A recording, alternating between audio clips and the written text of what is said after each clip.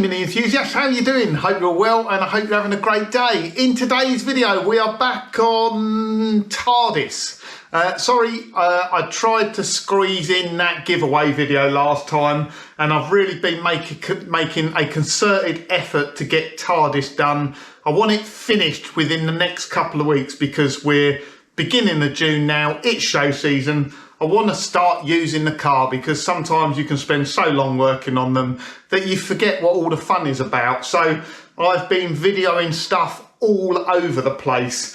So Sprout is there because it went for its MOT today and it passed. Woohoo! It's only done 300 miles since the last MOT, obviously because of lockdown and COVID and that sort of thing. But I did just remember what a fun car it is to drive. The only disappointment was it was pouring hard with rain. It's probably the first time Sprout has got wet in the last couple of years.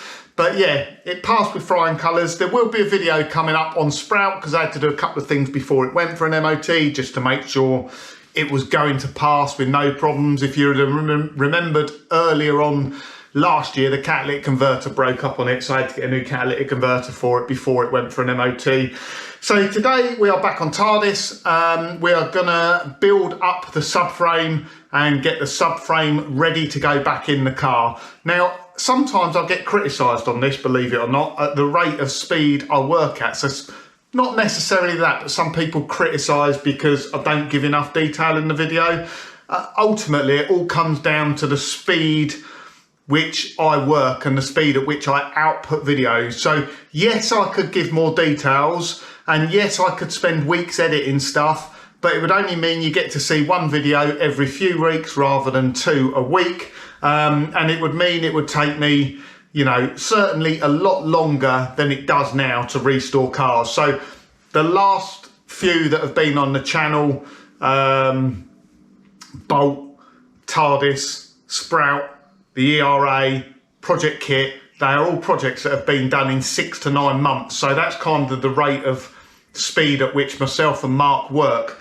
And yeah, if we were to video every little bit and produce videos on it, it would just take a lot longer. So get the excuses out of the way. So what I will do where I can is I will do a voiceover, which I have done in today's video. And if you want to know anything specific, you can see me coming up to a point in one of the builds and you think I'd really like to know that, drop me a comment down the bottom and I'll try and include that in some of the videos. So I do get the odd request now and again. So let me stop waffling on. Let's get stuck into this week's video. Right, subframe's pretty much ready to go back in. In fact, it is ready. I'm going to assemble these components with the subframe on the car, I think, just to make it a little bit easier to go back in. And timing wise, it'll work better. Although you never know, I might do it the other way around. So just a little process I do when doing stuff like this. So we'll have 2 boxes. I've done this with the front suspension as well, marked up near side and off side. And everything off either side stays in each box. What I'll do is I'll go around, so everything in the offside box is stamped. So I've just got a little centre punch and I'll punch a little mark in that. So if the bits get mixed up, which does happen, I know that corner of these boxes are marked. So anything with a stamp in it goes in this box. That way I don't muck it up. So all of these components, I'm not going to bore you to death with cleaning them up. Obviously we'll probably use, well, we'll definitely use new brake hoses, probably new brake pipes. The shoes and cylinders were fine. We've got to clean up these back plates. Bearings have already been done. Everything just gets wired wheeled off to bare metal and we'll just whack hammerite on that then. There's no need to etch prime it or anything like that with hammerite. It just goes straight to bare metal. There are some other bits like the handbrake quadrants which I'll do silver, so they'll need etch priming first before they get silver paint on them. And then if I can be bothered, I'll lacquer them as well. In fact, it's probably not worth lacquering the handbrake quadrants. A bit OTT that when you can't see them.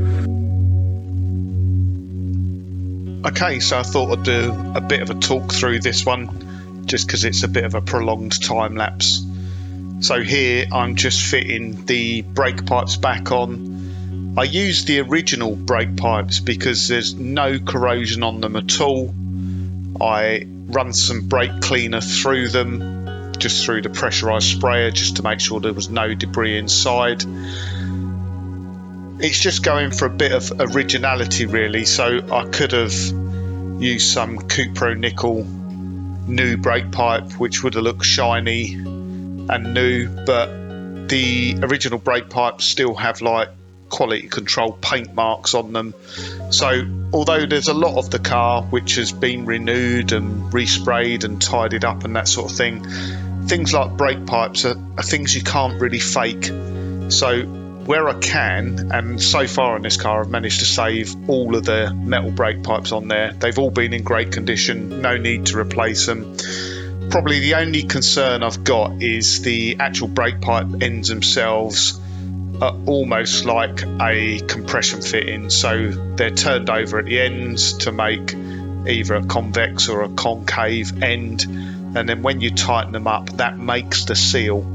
So I'm just conscious that they are not brand new, so they've been seated once before, or at least once before, so it could mean I end up with some brake fluid leaks and I might have to replace them. But first off, I'm going to try retaining the old brake pipes, and I think what I'll probably have to do is just tighten them up a little bit more than they would have been tightened up originally, and hopefully they're steel pipes, so they're not as malleable as sort of Cupro nickel brake pipes, so hopefully they'll seal up. I've not had a problem really in the past, but we'll see.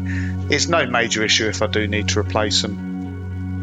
I'm just fitting the exhaust mounts on here, so the square block mount that goes on the front part of the subframe and the cotton reel on the back. I did fit the cotton reel in the wrong place. I'm sure some eagle-eyed people will be watching the video thinking he's done that wrong, and I did. My only complaint here was I bought a fitting kit from Mini Spares.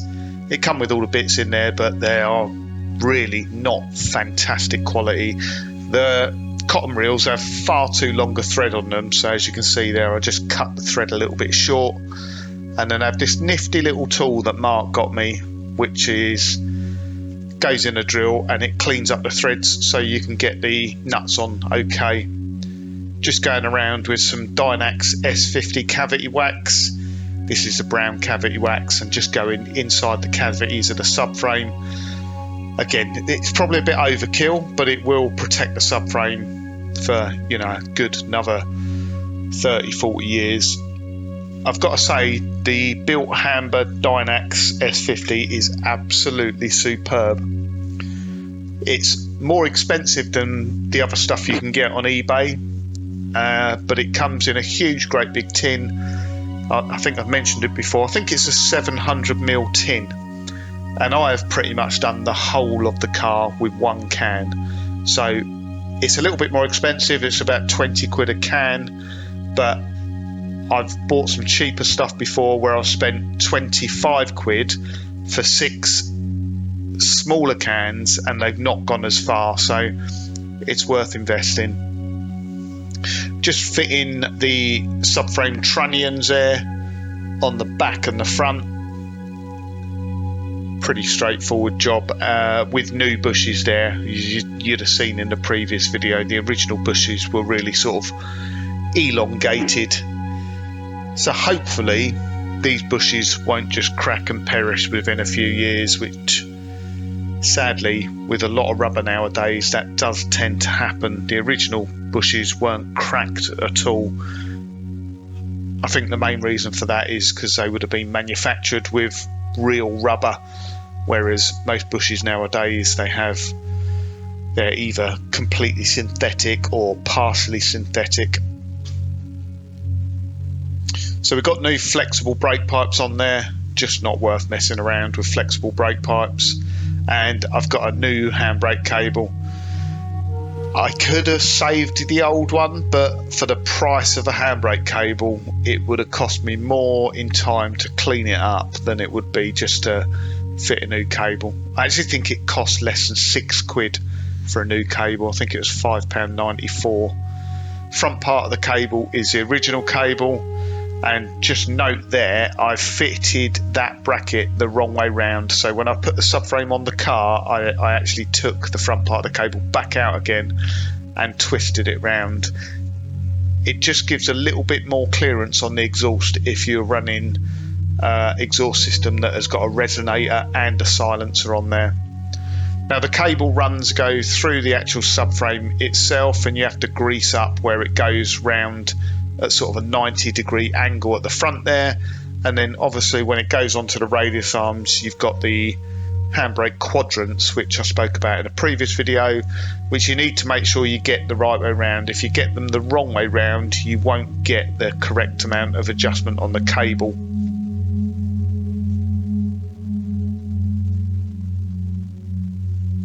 Now what I've found, I've done this a few times now, it's actually easier to fit the quadrant on the cable, as I'm going to do here, and then put the radius arm in place and then put the pin up through the quadrant and the radius arm, rather than trying to fit the radius arm with the quadrant fitted onto the cable at the same time. So you'll see in a moment, I've obviously greased up the pin to go through there, and I'll fit the quadrant to the cable and then put the pin up through the quadrant and through the radius arm itself. I think I did mention in a previous video as well that I was going to put the subframe in bare. Well, that like all things I mention on here, when I say I'm not going to get that involved, I'm not going to do this, I'm not going to do that, I usually end up doing it, contradicting myself and doing it a different way.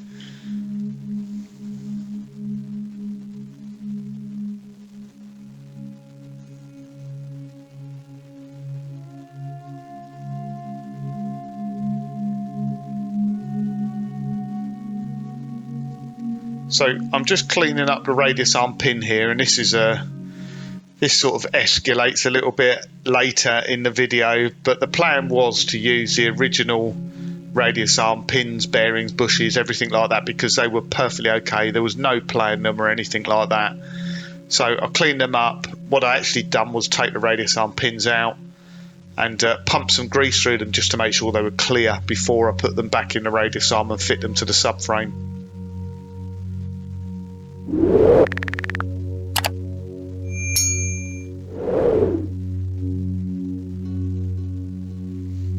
So fitting the radius arm onto the subframe can be a little bit tricky, especially if you're trying to do it on the car, which is one of the reasons why I'm doing it off the car here, because the knuckle joint at the bottom that engages with the shaft or rod that then goes to the suspension donut, you can find that when you're fitting it, the rubber boot comes off the knuckle joint, and it's difficult just to get it all in place without it all sort of falling to pieces. Now I'm using adjustable high-lows on the back of this, really just for convenience. It's not about modifying the car or anything like that. They are just much easier to fit and work with than the fixed cones. I'm not actually sure you can buy the part anymore, but I'm sure someone will correct me if I'm wrong. So, mentioned in previous videos about the pin for the radius arm quadrant, it actually goes through from the bottom, so it goes through the quadrant, through the bottom, and then up through the top of the radius arm, and then the split pin goes in to hold it in place then. So at the moment this subframe is upside down, so that might look a little bit confusing, but just keep in your head this subframe is upside down at the moment. The radius arm mounting brackets there, I've not mentioned this in the previous episode, but I've got some experience of it in the past where I bought a patent subframe, so a non-genuine one. It come with new brackets in there.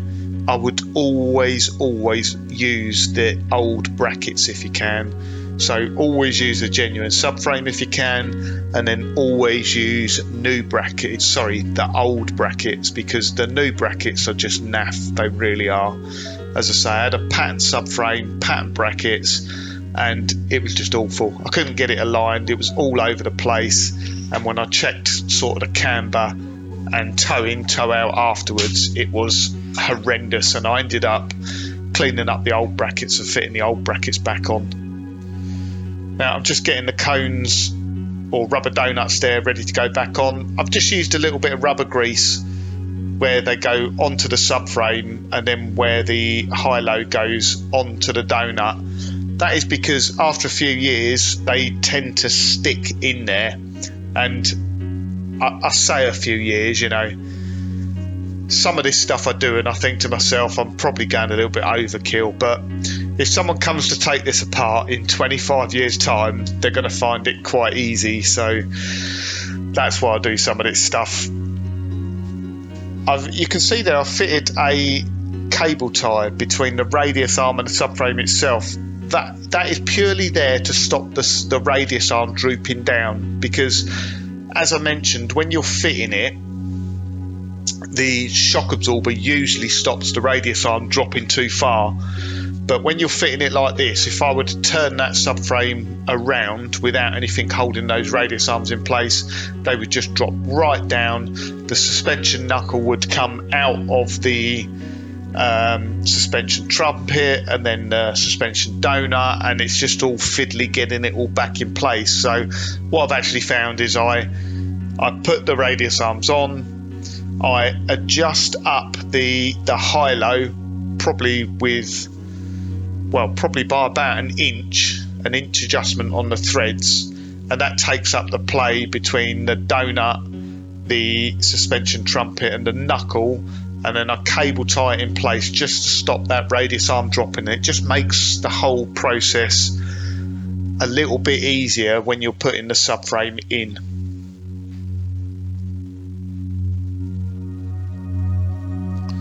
Again, now we're just doing the other side, so I've talked through a fair bit of this already. Just really see if I missed any detail here. So the high-lows I'm using are Mini Spares high-lows. They are slightly different to the high-lows you get from Mini Sport. And from memory, the Mini Sport high-lows require a larger knuckle, so it has a larger pin on the suspension knuckle. I can't remember whether the Mini Spares ones require that or not, but I think the Mini Spares ones, I prefer them anyway. Again, just a bit of cavity wax in that cavity where the front suspension subframe trunnion goes through, subframe mountings, and then there's usually a bit of gaffer tape over these holes here, but I use a bit of aluminium tape which fits really well, sticks really well, and is quite robust. I've always found that works really well, but you can from factory I think they just have gaffer tape on them. Right, well, I made great progress there.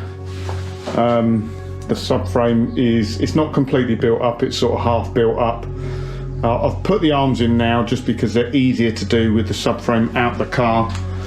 These pads on top, as I say, I've just put like that closed cell foam on there. Again, a few different opinions there. Some people mentioned in the comments.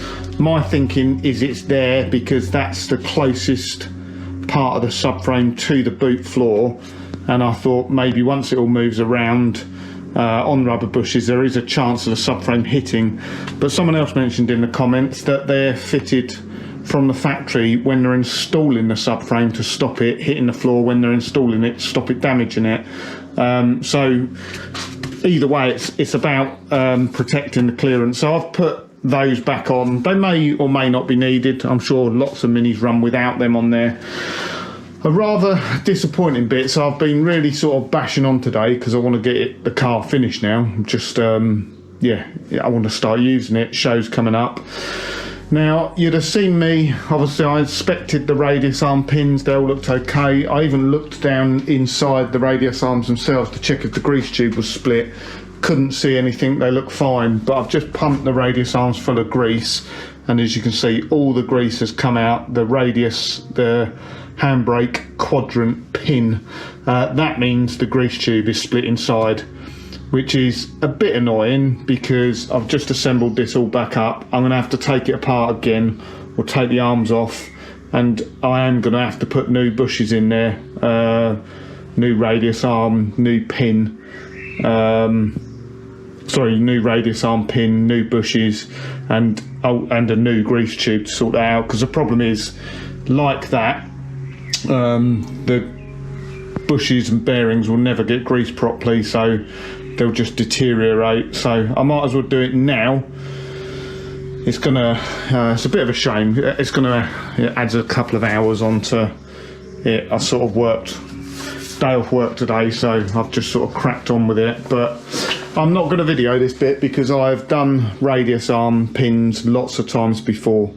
I've got 2 or 3 videos on them now, so I'm just going to, one of those things, like I say, set me back a little bit, so I just want to get cracking on it. I might be back with a little video in between. Just one point to note, might be useful to you. When I took out the handbrake quadrant, the grease like come out of there pressurised. It was like got everywhere. So remember in an earlier video I showed that the handbrake quadrant, I said, oh my god, someone greased this up like mad. It isn't where they've greased it up like mad, it's where the grease tube has split, and obviously it comes out the handbrake quadrant, top and bottom. So if you see that on a Mini, you know the grease tube is split in the radius arm. Right, so this radius arm, so I was wondering, I was quite curious, it did actually grease the shaft the whole way down, so those are the old bearings out on the end now. So I could have probably got away with it, but why, you know, do it while I'm there. It's going to add a couple of hours onto the job, of which I've put probably hundreds of hours in. There's the grease tube, you can see split down the middle. Now it might have split when I removed it, but I doubt it. I reckon that was probably already partially split.